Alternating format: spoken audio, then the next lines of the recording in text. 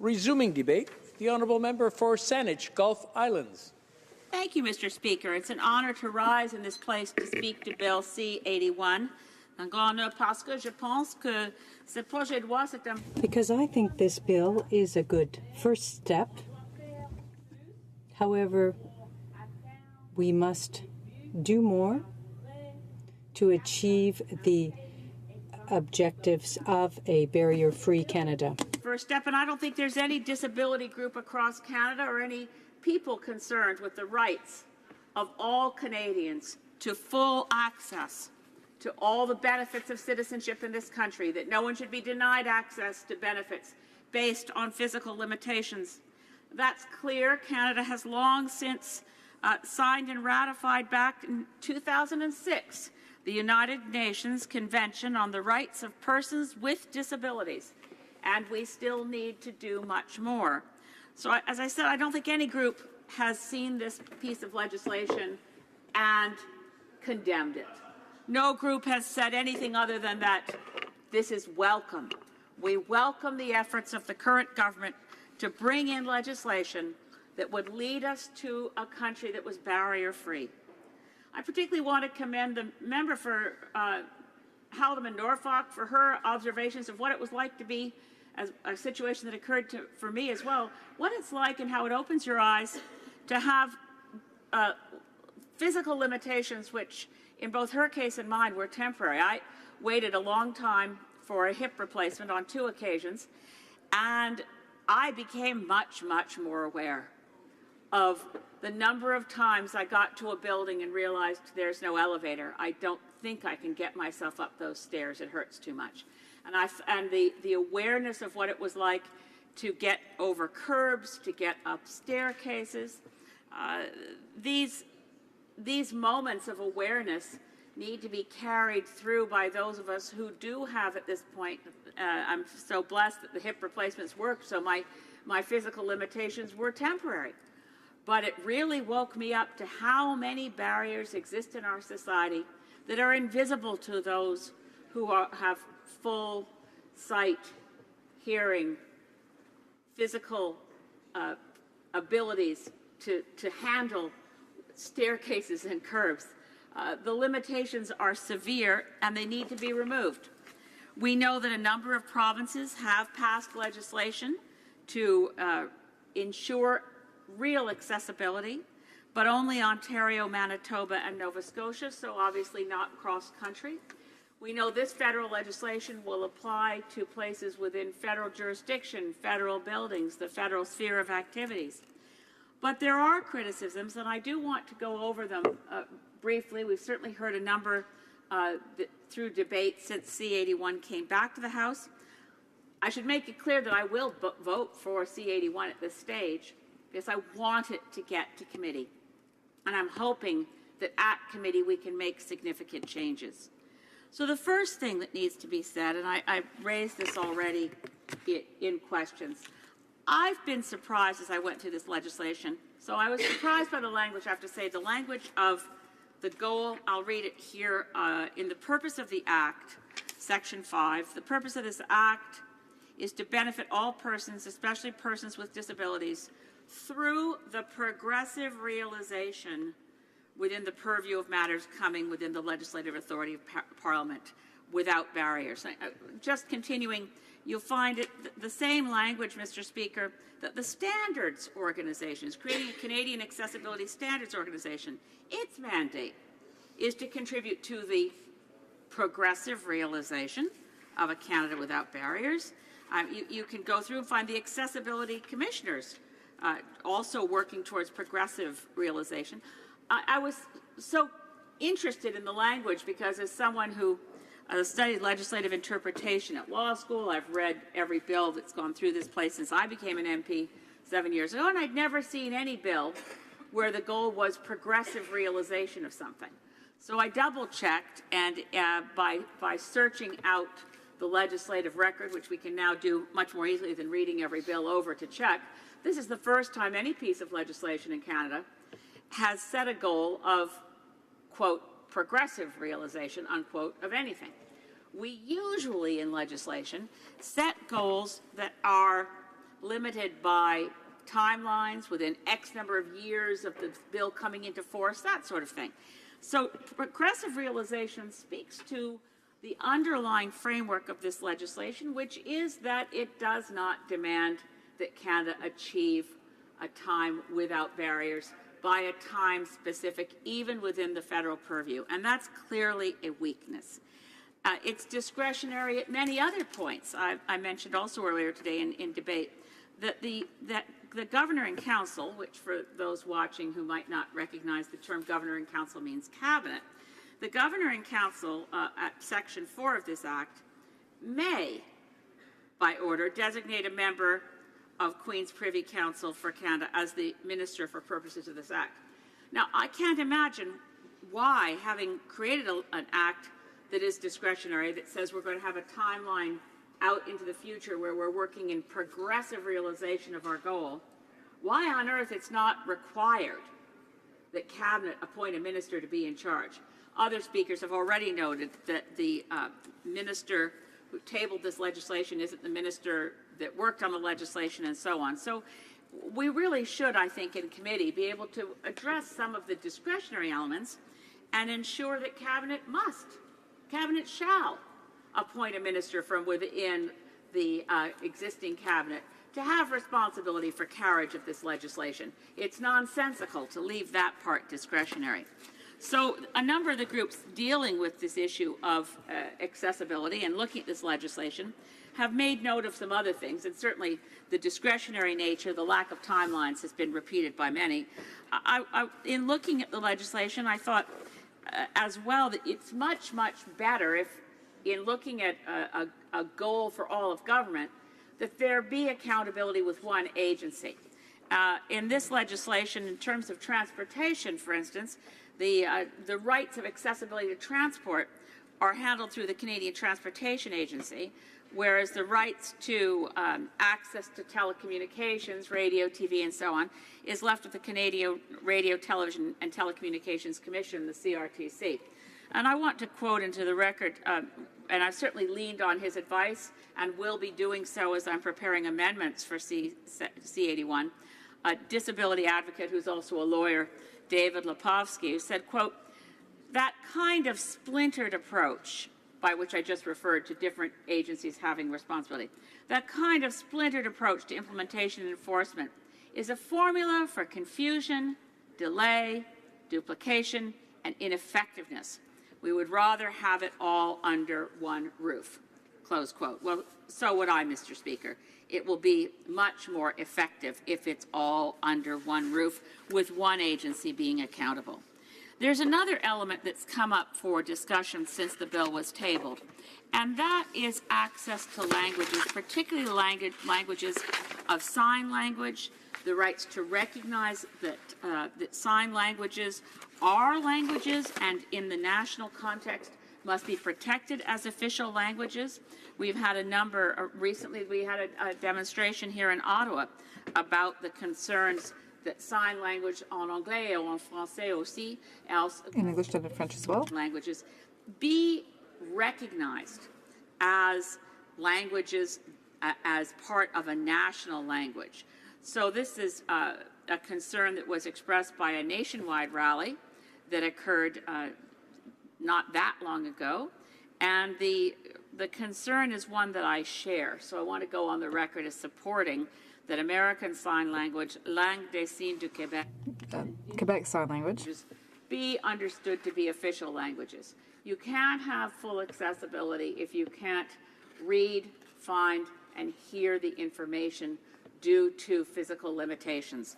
So our embracing the United Nations Declaration on the Rights of People with Disabilities must be at least as strong, and of course there are other United Nations declarations, the rights of Indigenous persons. We have the same concern.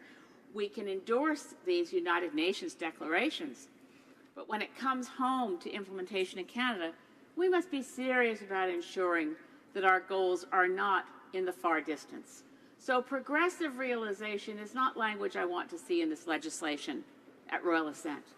What I hope we will all see is within, we can negotiate it, within 4 years, 5 years, 6 years of the royal assent given to this legislation, a barrier-free Canada must exist, and all peoples of Canada must be able to access as citizens all the rights, privileges, and responsibilities of citizenship. Thank you, Mr. Speaker. Questions and comments? L'honorable député. The Honourable Member for Rivière-des-Mille-Îles. Thank you very much, Mr. Speaker. I listened to my colleague's speech, my colleague across the way, with great pleasure. Our objective as government is, of course, to make sure that there is full accessibility in all federal departments and to ensure that all Canadians, regardless of any disability they may have, be able to participate in Canadian society fully. I'd like to know, Mr. Speaker, if my honourable colleague will support the bill. Member for Saanich Gulf Islands. Merci. Yes, thank you, Mr. Speaker, and I'd like to thank my colleague for her question. I will say absolutely clearly, yes, I support the bill. I will be voting to send this bill to committee.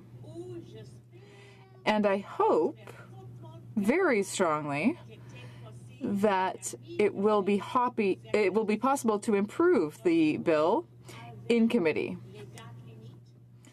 particularly through deadlines and through clarification of the discretionary issues. Because on first reading, I found the bill weak in that regard, but I do support the effort, and I would like to thank the government for their efforts. Questions et commentaires? Questions and comments? Questions and comments? Questions et commentaires? The Honourable Member for Barrie-Innisfil. Thank you, Mr. Speaker, and I'm sorry I didn't stand quick enough on the question. One of the issues that we hear is the fact of the timeline on this piece of legislation. That there's nothing mandated. It effectively pushes the timeline down the road. There's no consistency. There's certainly no time frame from within which many of the proposals within the legislation are to be implemented. Now, the hope is that we can get this to committee and work among the committee to try to narrow that down. And I'm wondering, Mr. Speaker, if that's a concern of the honourable member as well. Member for Saanich Gulf Islands. Thank you. I want to thank my honourable friend from Barrie-Innisfil. I couldn't agree more. I think there's been a strong degree, I think, of nonpartisan concern from all members of this place in the debates that have taken place on C-81, whether Conservative, Liberal, New Democrat, or Green. I think there's a hope that we will see the legislation improved in committee.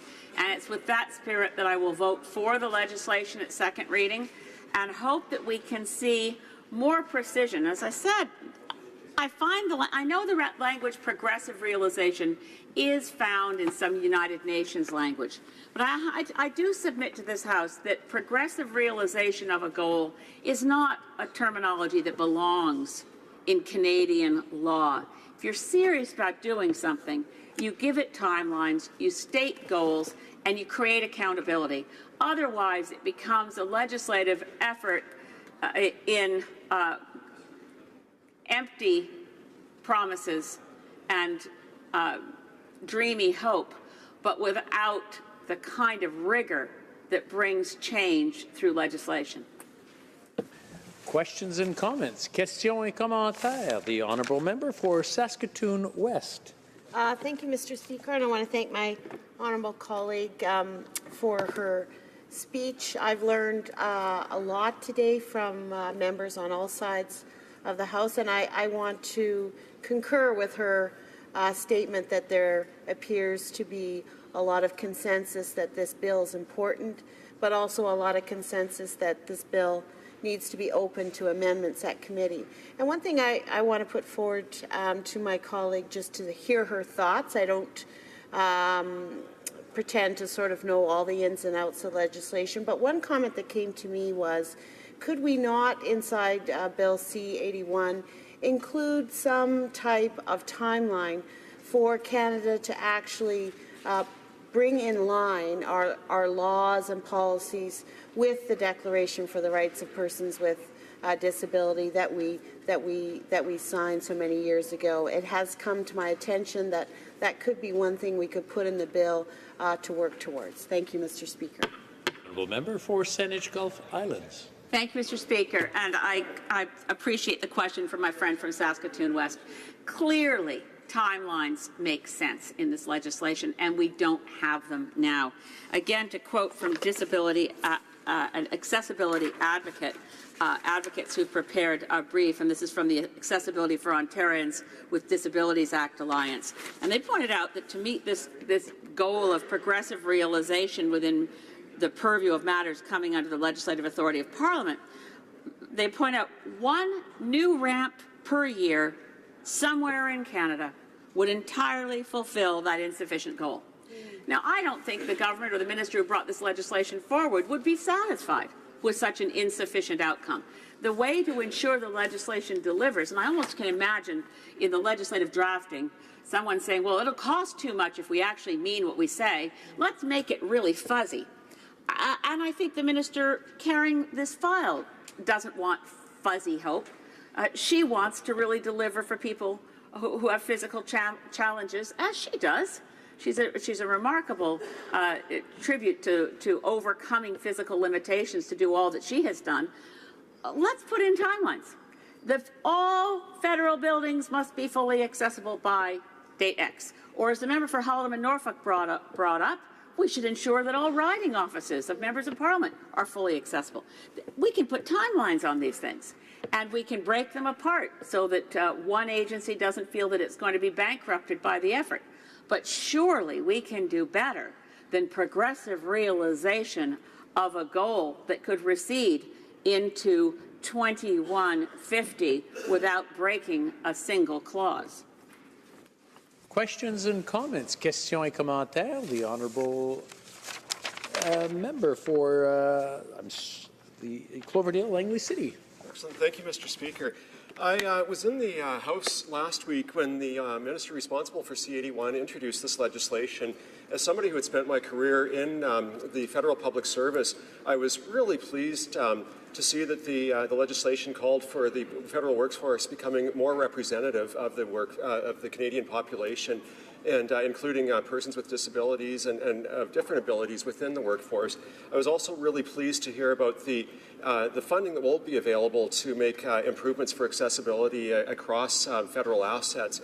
And I know that the member who's been speaking from Saanich Gulf Islands has a place within her riding that's very near and dear to me, Gulf Islands National Park Reserve. And so through you, Mr. Speaker, I'd like to ask the member if she could speak perhaps to some of the great benefits that we'll see at Gulf Islands National Park Reserve as rising from Bill C-81, because I think that it will help with the workforce and visitors to that area in having inclusive experiences. But I would like to hear the member's thoughts about how this legislation might benefit her own backyard. Honourable member for Saanich Gulf Islands. Thank you, Mr. Speaker, and I will thank my friend from Cloverdale, Langley City, and take the opportunity to congratulate him on election as chair of the Environment Committee. I think this is something that will, I hope you, maybe I'm premature, but in any case, there will be a change in the chairmanship of that committee. Yeah, my own backyard, boy, it's a spectacular backyard when he uses that phrase. I live in one of the most beautiful parts of Canada. The Gulf Islands National Park is a challenge for accessibility, even for those who are fully physically able. We have all of our abilities to walk, and yet much of the Gulf Islands National Park requires being on a boat. And then when you consider physical limitations, you want to make sure that every Canadian has access to experiences such as being able to watch whales from shore. That's one of the best places for whale watching, as the honourable member knows, is on Saturna Island, where you don't have to be in a boat at risk of harassing the whales. They more or less come to you, and you can experience them very close up in a place like Saturna. Fortunately, BC Ferries has accessibility in their minds, and much of the ferry routes are accessible. There are many ways in which Gulf Islands National Park and all national parks could improve accessibility given the goals of C-81. So I agree with him. There's a tremendous potential here. I would love to see it realized with timelines.